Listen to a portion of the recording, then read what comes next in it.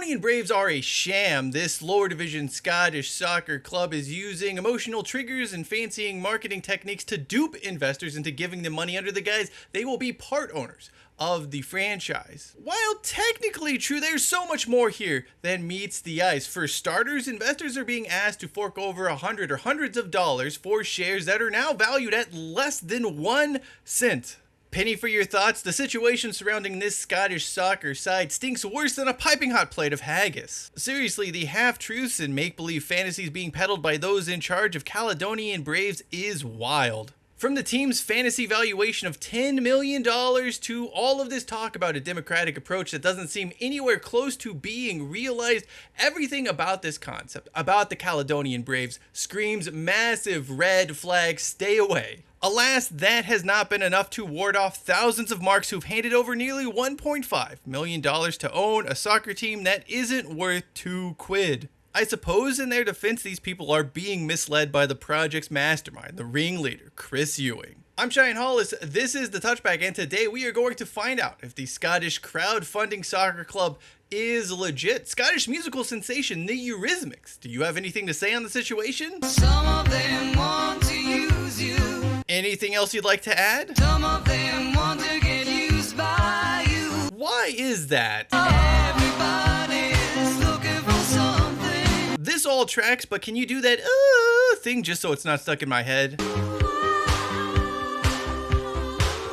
There we go. First things first, I would like to shout out Todd Jackson for turning me on to the story of the Caledonian Braves. You know, I love a good sham, and boy, oh boy, this story of the crowdfunded Scottish soccer team is a sham, to say the least. Like, it has just got everything I love in that regard. Before we get into that, I want to start by saying the concept of fan-led and fan-owned soccer clubs is nothing new. We see it across the world. It is also a model I champion. Germany has the 50+1 model. You see plenty of member-owned clubs in South America. Supporters should always have at least a partial stake in the team and a seat at the table. It's a setup, it's a structure that's fairly common in Scotland as well. That's because there were just a bunch of owners during the 2000s and 2010s that came in search of riches and nearly bankrupted clubs. That meant it was the fans who needed to step up and raise funds to save their beloved teams. Perhaps the most famous of these is Foundation of Hearts, what saved Heart of the Midlothian from insolvency in the 2010s.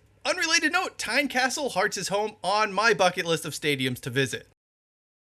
Also nothing new, people using assets in Scotland as a means to sell fractional shares or partial ownership in things that are just fantasy. I am referring to established titles, the scam du jour of late 2020 and early 2021. In case you forgot what this was all about, it basically saw some dick sell a small sliver of land in exchange for a certificate that would bestow the title of Lord or Lady upon the buyer. Of course, they didn't actually own the land that was claimed to have been sold to them because Scotland does not recognize the fractional sale. In reality, people were just spending $50 for a novelty piece of paper claiming they could refer to themselves as a lord or lady. This thing, man, I don't even know like what the worst part is. Is it the fact that people buying the established title didn't ever actually look into land sale regulations in Scotland to make sure the transaction was in fact legitimate? Better yet, you'd need to be a massive douche to put Lord under the title section of a plane ticket. And you could have just done that for free anyway, because no airline has ever stopped and said, "I'm sorry, sir, can I see the certificate to see if you are in fact the Lord you claim to be?" That didn't stop idiots on social media from eating it up because, well, like 75% of active users on social media are idiots who eat stupid stuff like that up. That brings us to Caledonian Braves, what has essentially become the soccer equivalent to established titles. This side currently plies its trade in the Lowland League, which is part of the 5th tier of the Scottish football pyramid alongside the aptly named Highland League. This is not exactly a corner of the football universe that screams overseas investment destination. Owned by Chris Ewing, the side was originally used as a team for players from his EduSport Academy, a for-profit factory of foolishness operating under the guise of helping young athletes. Sidebar, any company that puts EDU in front of a noun or adjective that sounds even remotely fun is just trying to bilk someone out of money. Anyway, as far as Ewing and the Caledonian Braves are concerned, he severed that link between EduSport and the team in order to proceed with a more ambitious project, a crowdfunded soccer team that would rise up the Scottish football pyramid. An idea that is totally fine on the surface. However, Ewing and those running the Caledonian Braves really didn't gain a heck of a lot of traction during those first few years. They tried membership plans, monthly subscriptions, stuff like that, but it all seemed, well, downright legitimate. Earlier this year, and everything about the team seemed to change. For the worse, naturally. Call it the welcome to Wrexham effect. Ewing and Caledonian Braves went on a huge marketing offensive, essentially moving away from the monthly membership model to a pure investment play. I want to stress this, there's nothing wrong with soccer clubs crowdfunding for investment. That's not the issue here, assuming the club is forthright with everything, their financials, their goals, their targets, all of that stuff. If you're honest, crowdfunding is a fine way to raise money for any sporting franchise. That, though, was not the case with Caledonian Braves. There's so much to unpack here, but everything traces back to the valuation of Caledonian Braves. $10 million. Let me say that again. $10 million. This is a 5th division Scottish soccer team with no history, no fans, limited assets, no visibility, and no clear-cut ways to provide a return on investment. So there are two different selling points being used by the club to cajole people into giving them their money. Investing in the team. The first is the emotional pull, trying to sell people on the fun of owning a soccer club. You'll hear a lot of the usual fluff, but one line has really stuck out to me. And we want every owner to have a voice in the club's future. That statement is patently untrue for several reasons. Firstly, everyone doesn't have an equal voice and equal vote because Ewing still holds 75% of all the shares in the club. Whatever he says is going to go. Even with that other 25%, that comes in the form of a lead investor, not you personally. You'll have input, you can have say in certain areas, but it's not your voice, it's going to be the voice of the lead investor, a representative. That is not democracy. It's a republic, but that's not being sold by Ewing and Caledonian Braves. They're not selling a soccer republic, they're selling a democracy. Perhaps more importantly, what you're investing in is not the soccer club itself. You're actually investing in shares of an SPV. SPVs, of course, being what companies use to do dodgy things historically. Enron, anyone? When you sit down and look through the Form C filed to the Security Exchange Commission by the Caledonian Braves, well, it clearly states you aren't buying the soccer club, you are receiving a portion of the SPV, which will then buy the soccer club. It's, of course, a needlessly convoluted way of doing business, usually designed to hide something from someone. And to that extent, who the hell actually owns the Caledonian Braves right now as we speak? It is not the Caledonian Braves PBC that people are investing in, because that has zero assets, zero employees, it has nothing. It's an SPV. It may be Caledonian Braves Football Club Limited, a Glasgow registered company. Even then, their most recent financial filings in the UK don't make that abundantly clear. It also should be noted that those financial filings highlight the fact the organization has about £85,000 of debt. It would seem at least some of the club, and maybe a large part of Caledonian Braves, is intertwined with EduSport. We know coaches work for both. There's probably contracts there. We don't know what exactly Caledonian Braves has right now today, because the PBC is nothing. It's just there to collect money, and the limited company in the UK doesn't really offer much insight. Whether this is intentional or unintentional, the finances, the structure of Caledonian Braves seems to have been obscured quite a bit by these various companies and just the entire convoluted structure that has been set up. As it stands right now, we have no idea what the SPV is actually going to acquire. If it's acquiring the Caledonian Braves Football Club Limited Company, whatever that may be, in the UK, they will at the very least be assuming £85,000 in debt. And who knows, it's possible that EduSport ends up transferring over some other stuff it doesn't want on its books to the football club before it is then acquired by the SPV. Alternatively, the funds being funneled into the Caledonian Braves PBC could just be used to pay Edgesport for various services. We know there's a connection between the two, one that's even mentioned on the club's WeFunder page. Ultimately, what's stopping the club from paying overs for services rendered by Edgesport? This is the problem with the entire setup. There's no clarity. There's no idea of what exactly Caledonian Braves consist of. It's very scary if you're an investor. Before you come in here saying, you don't understand business, blah, blah, blah, let me break something down for you. I am not the one telling people they are investing into a soccer club when in reality, they're simply funneling money into an SPV that may eventually buy a soccer club and who knows what else that comes with it. Semantics matter in this regard. Speaking of not understanding business, here is something that I flat out fail to comprehend. It's been stated that Ewing has put $50,000 of his own money into the soccer club. That has given him a 75% stake. However, he's stating the other 25% of the same team is worth $2.5 million. How exactly does that work? Better yet, Ewing has stated that the end goal of the soccer team is to have a 50+1 model. So that 50% would be owned by fans and the other 50% owned by someone or something else, I suppose. But that can only be accomplished via one of two methods. Either Ewing sells his shares, which he owns 75% of, enriching himself in the process, or he dilutes everyone else's shares by just throwing more into the pot. Either way, either scenario, you, the investor, have lost. The brass tacks here is simple. Ewing is somehow claiming the club is worth less than $100,000 to him, but it's worth $10 million to outsiders. That does not sound like a good investment. It does, though, seem like a classic grift. By the way, where the hell did this $10 million valuation come from? Not a single soul within the Caledonian Braves organization can seem to explain why they have settled on $10 million as what they think their club is worth. On the WeFunding page asking for your money, a bunch of odd figures are being thrown out that really have no bearing on reality. For instance, they talk about how the European soccer market was calculated to be valued at around 29.5 billion euros. There's also mention of the value of some of the world's biggest teams.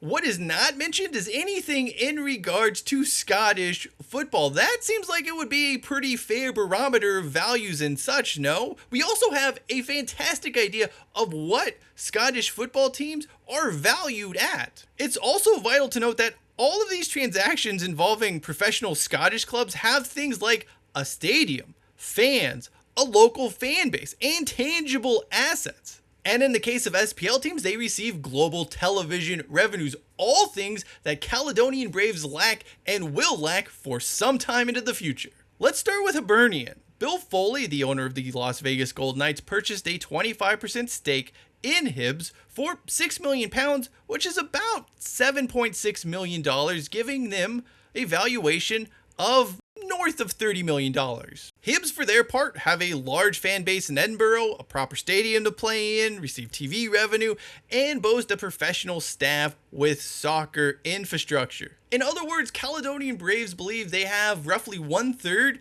of the value of Hibs, despite having about a 50th, if that's probably a generous estimation of what the Edinburgh club offers. Let's hop down the Scottish football pyramid and head to Dunfermline Athletic. A great logo and a pretty passionate fan base, so much so that more than a decade or so now, they all came together and raised more than £500,000 to save the club from liquidation. Now, this is not an easy transaction to get a proper valuation of. Not only is it more than 10 years ago with all the fluctuation of pound and dollars, but you're also dealing with a club that had debts that needed to be waived. There were a lot of entities involved, so I don't want to compare this directly to Caledonian Braves. What we can compare, though, happened towards the end of 2020. Then the Pars received a investment from a fan-led German group to acquire a 30% stake in Dunfermline. While financial details of that were never disclosed, a look at the club's financial statements in 2020-2021 when this investment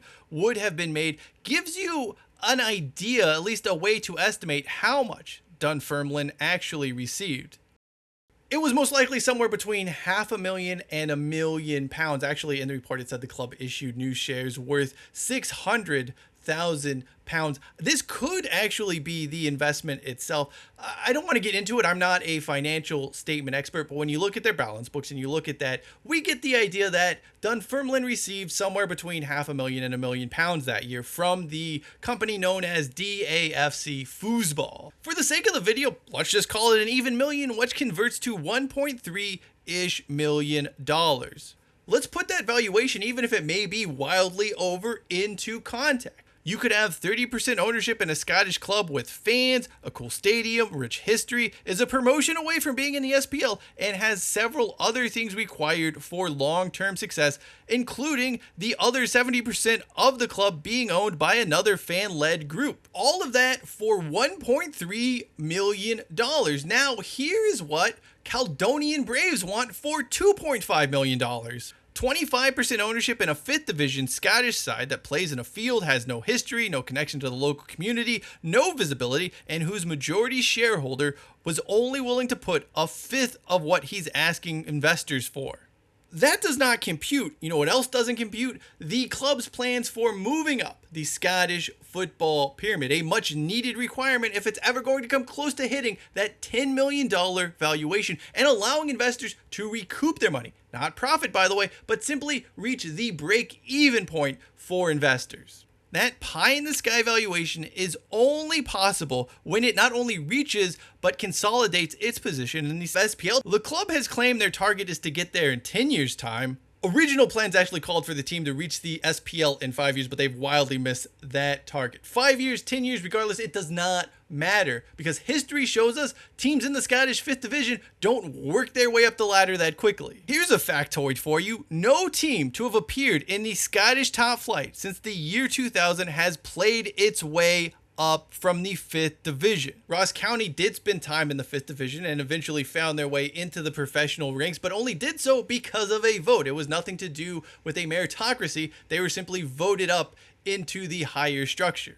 It's a similar story for Livingston FC, which again did not get promoted up, but were voted into the old 2nd division. Let's take a moment to process this, shall we? Every last team to have appeared in the Scottish Premier League, or whatever it was called, since the year 2000 has not worked their way up from the 5th division. And yet, for some reason, Caledonian Braves thinks they're special because? Please spare me your Wrexham comparisons, by the way. The English football pyramid, with its larger divisions and extra promotion and relegation slots, makes it far easier to go up and down. The pathway in Scotland is far narrower and essentially requires perfection, a perfection that has not been accomplished in decades. Currently, Caledonian Braves has raised $1.4 million for unassuming folks who simply don't know any better. They don't realize the challenges that come with trying to move up the Scottish football pyramid, nor do they seem to have any understanding of what the valuations of Scottish football clubs happens to be in reality. For $1.4 million, you could easily get a 25% stake in many Scottish championship clubs.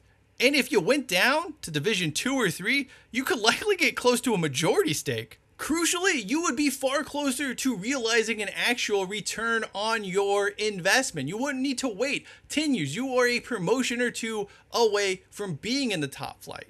And at the very least, you would actually be doing something that could contribute to the communities of Scotland. Better yet, at least you'd know what you were getting into in the first place. Given what Ewing and the Caledonian Braves have disclosed in their Form C, well, investors are being promised the world when in reality the fine print says they should expect less than nothing in return. Seriously, go read the Caledonian Braves Form C. I'll link it into the video description. To Chris Ewing and those running the Caledonian Braves, I urge you to do the right thing. Return investors their money. And if you want to turn around and have a proper raise with a proper valuation, then by all means go for it. If you have put up $50,000 for 75% of the club, we both know that other 25% isn't worth millions of dollars. It may not even be worth tens of thousands of dollars. Let's make one thing crystal clear here. Caledonian Braves do not have a damn thing and don't seem to have an avenue to have anything down the road. This is an amateur Scottish club with no fans, no infrastructure, no TV revenue, and according to the club's own recent financial filings, is actually about £80,000 in debt.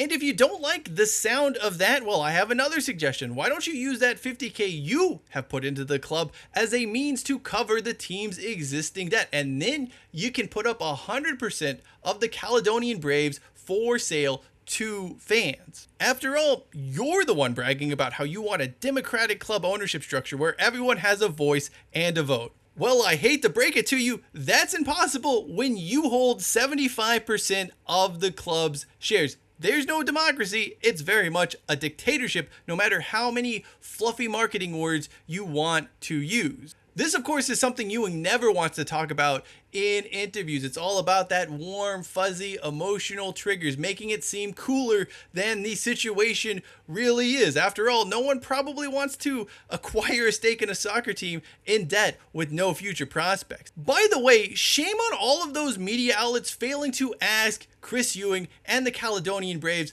the tough questions, to do research into what the real situation is. The Guardian, ESPN, BBC, they have just simply handed this guy a free platform to spread this message.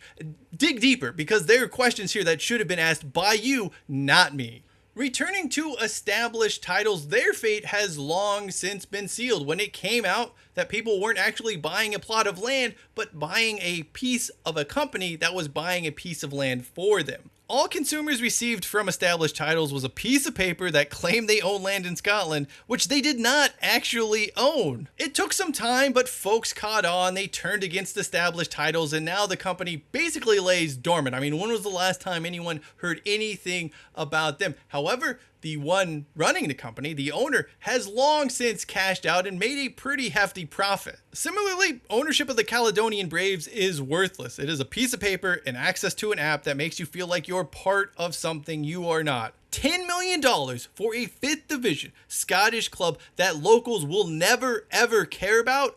Are you out your damn mind? At the end of the day, if you truly want to own a piece of a soccer club, if you want to be part of that, if you want to have that experience, there are lots of options out there for you in Scotland, in the USA, across the world. Just make sure you conduct due diligence on them. Unless, of course, you want to not own a piece of land in Scotland because some influencer on social media made it seem cool. Then, by all means, you do you. Thank you for watching this video. If you'd like to know more about the soccer startup in San Francisco that failed after a year, video lower right hand corner of your screen. And to hear about the ultimate soccer yo-yo club that no one talks about in Europe, video upper right hand corner. Until next time, I'm Cheyenne Hollis. This is The Touchback, and as always, hashtag take it out to the 25.